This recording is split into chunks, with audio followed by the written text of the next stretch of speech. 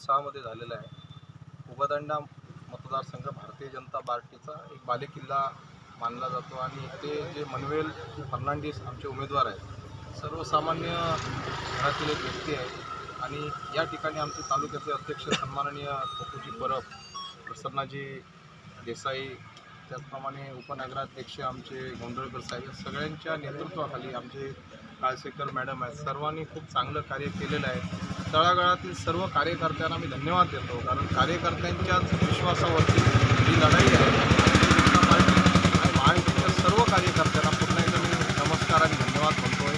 त्याचं कारण असं आहे की ही लढाई ही संपूर्ण भारतीय जनता पार्टीच्या कार्यकर्त्यांची लढाई आहे आणि हा विजयी हा 100% आहे। सोमवारी जेव्हा आपण टी व्ही लावून पाहाल त्यावेळी उबदांडा मतदारसंघाचा विजयी पहिल्या टप्प्यामध्येच आपण भरघोस मताने विजयी झालेले दिसू आणि याचं संपूर्ण श्रेय आम्ही संपूर्ण गोरगरीब जनतेला आणि कार्यकर्त्यांना देतो। वेंगुर्ला तालुक्यात पण बंडखोरी पाहायला मिळाली होती, कसं बघता याला पाचही लढतींकडे?